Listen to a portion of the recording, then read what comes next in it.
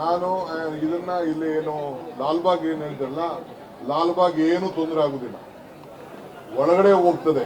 ಒಂದು ಸೈಡಲ್ಲಿ 1 ಎಕರೆಯಲ್ಲಿ ಸದ್ಯಕ್ಕೆ ಕೆಳಗೆ ಇದನ್ನ ಕೆಲಸ ಮಾಡ್ಬೇಕಾದ್ರೆ ಉಪಯೋಗಿಸ್ಕೊತೀವಿ, ಆಮೇಲೆ ಅದನ್ನ ಕ್ಲೀನ್ ಮಾಡಿ ಪಾರ್ಕ್ ಆಗಿ ಮಾಡ್ತೀವಿ. ಸರ್, ಅಂದ್ರೆ ತೇಜಸ್ವಿ ಸೂರ್ಯ ಹೇಳ್ತಿರೋದು ಲಕ್ಷಾಂತರ ವರ್ಷಗಳ ಇತಿಹಾಸ ಇರುವಂತ ಕೆಳಗಡೆ ಕೊರಿತಾ ಇದ್ದಾರೆ. ತೇಜಸ್ವಿ ಸೂರ್ಯ ಅದನ್ನ ಯಾರು ಇಡೀ ಬೆಂಗಳೂರು ಒಳಗಡೆನೆ ಕೊರಿಬೇಕು, ಹೊರಗಡೆ ಏನು ಮಾರಕ್ಕಾಗಲ್ಲ.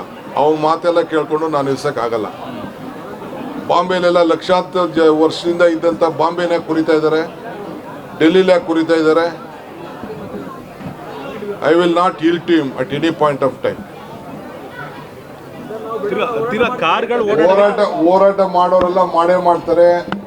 ಏನಾದ್ರು ಟೀಕೆಗಳು ಸಾಯ್ತವೆ, ಕೆಲಸಗಳು ಉಳಿತವೆ.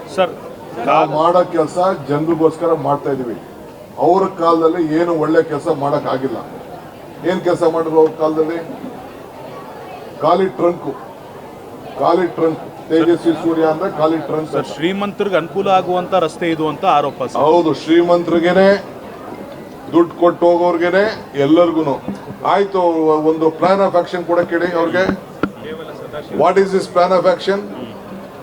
ಒಬ್ಬ MP ಆಗಿದ್ಕೊಂಡು ಒಂದು ದಿನ ಪ್ರೈಮ್ ಮಿನಿಸ್ಟರ್ ಹತ್ರ 10 ರೂಪಾಯಿ ದುಡ್ಡು ಕೊಡಿಸಿಲ್ಲ. What is this plan of action to Bangalore? MP ಏನ್ ಮಾಡಿದ್ದಾರೆ? ಅವ್ರ ಸರ್ಕಾರ ಐತಲ್ಲ, ಏನ್ ಮಾಡಿದ್ರು ಪ್ಲಾನ್ ಆಫ್ ಆಕ್ಷನ್? ಯಾಕೆ ಅವರು ಟ್ರಾಫಿಕ್ ಪ್ರಾಬ್ಲಮ್ ಸಾರ್ಟ್ ಔಟ್ ಮಾಡಲಿಲ್ಲ? ಯಾಕೆ ಕಸಕ್ಕೆ ಟೆಂಡರ್ ಕರೆಯಕ್ಕಾಗಲಿಲ್ಲ ಅವ್ರ ಕೈಲಿ? ಯಾಕೆ ರೋಡ್ ವೈಡ್ನಿಂಗ್ ಮಾಡೋಕ್ಕಾಗಿಲ್ಲ? ಯಾಕೆ ಫ್ಲೈಓವರ್ ಮಾಡೋಕ್ಕಾಗಿಲ್ಲ? ಏನು ಮಾಡೋಕ್ಕಾಗಿಲ್ಲ ಅವ್ರ ಕೈಲಿ. ನೀವೆಲ್ಲ ಕೇಬಲ್ಗಳೆಲ್ಲ ನೇತಾಡ್ತಾ ಇರೋದು ನೋಡ್ತಾ ಇದ್ದೀರಾ ರೋಡಲ್ಲಿ? ಯಾಕೆ ಕಟ್ ಮಾಡಿಸ್ಲಿಲ್ಲ ಅದನ್ನ? ಎಲ್ಲ ಮಾಫಿಯಾ ಜೊತೆ ಸೇರ್ಕೊಂಡು ಬೆಂಗಳೂರನ್ನ ಹದಗೆಡಿಸಿ ಇಡೀ ರಾಜ್ಯನೇ ಹದಗೆಡಿಸೋದಕ್ಕೆ ಇವತ್ತು 140 ಜನ ಇವತ್ತು ನಮ್ಮನ್ನು ತಂದು ಇಲ್ಲಿ ಕುಣಿಸಿರೋದು. We will do our work, we are committed.